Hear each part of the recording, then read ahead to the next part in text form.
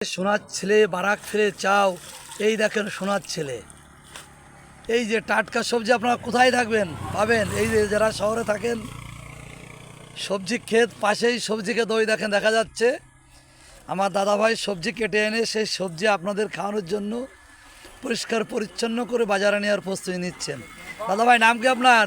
আমার নাম মোহাম্মদ জয়নাল আবেদিন। জয়নাল আবেদিন, কেমন আছেন আপনি? ভালো। কতটুকু চাষ করেছেন? 25 শতক। 25 শতক, তাই তো? হ্যাঁ এ তো বিরাট টাটকা নকনকে হয়েছে পুঁই শাক, খুব ভালো হয়েছে ফলন, জানো দাদা ভাই? হ্যাঁ ইনশাল্লাহ। আর কি কি আছে? লাউ আছে 30 শতকে, হ্যাঁ, ডাটা আছে 5 শতকে, কচু আছে 5 শতকে। হেভি সবজি চাষি। আমরা এখন আছি নড়াইল উজিরপুর পৌরসভার ভিতরে। এটা আমরা ক্ষেতটা দেখাবো আপনাদের, আমাদের সাথে তখন ক্ষেতটা দেখবেন। অরিজিনাল কিষানি দেখেন, এই যে ক্ষেত ঘুরে ঘুরে দেখছে, এই সে অরিজিনাল কিষানি ভাই। আমি বললাম ভাই কে? কসে ভাই মালিক এই ক্ষেতের। এই যে 20 শতকের ছোট্ট একটা ক্ষেত দেখছেন আপনারা, পুঁই শাকের চাষ।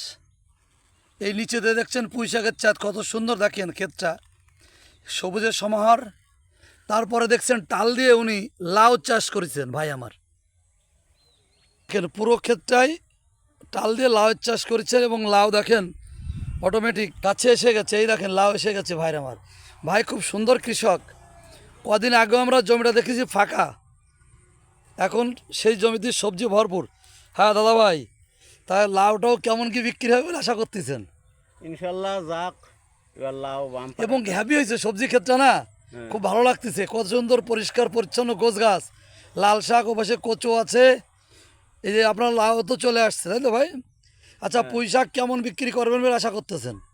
পুঁই শাক তো 1020 টাকা মতন। যাক দেখ, 20 শতক জমি কিন্তু, হ্যাঁ। 20 জমিতে 20,000 টাকার পুঁই শাক বিক্রি করবেন আমার ভাই। আর লাউ ভালো হয়েছে, লাউ আরও ভালো হয়েছে, প্রচুর লাউ ধরন আসছে ভাই। লাউ তুই কেমন আসবে বলে আশা করতেছেন আপনি? লাউতে আশা করছি 1,50,000 টাকা। 1,50,000 টাকা, তাই তো? জমি 20 শতক। জমি কি? আচ্ছা, কচু আছে ওইখানে, ওই আমরা দেখছি কচু আছে। কচু তো কিছু লাগাইছেন ওটা বিক্রির জন্য না খাওয়ার জন্য? বিক্রির জন্য। ও তো ইনশাল্লাহ কিছু আসবে, তাই তো? হ্যাঁ। আমরা কিন্তু কদিন আগে জমিটা ফাঁকা দেখছি, একদম ফাঁকা দেখছি। আমরা এখানে যাওয়া আসা করি, সেই জমিটা দেখেন পরিচর্যা করে আবাদ করে কত সুন্দর করে ফেলেছে কৃষক। কৃষক পারে না এমন কোনো কাজ নাই, ওই লাউয়ের ডাকাটা ঠিক করছে ভাই আমার। আর কৃষকের ফলে আমরা সুস্থ স্বাভাবিক জীবনযাপন করি, তারা উৎপাদন করে এই টাটকা সবজি আমরা খাই, খেয়ে আমরা জীবন ধারণ করি।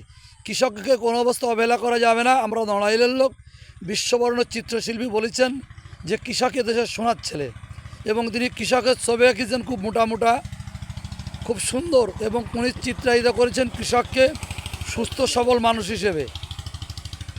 এখন সবজি যাবে বাজারে, সেটা প্রস্তুত করার জন্য যাচ্ছে রাস্তার দিকে।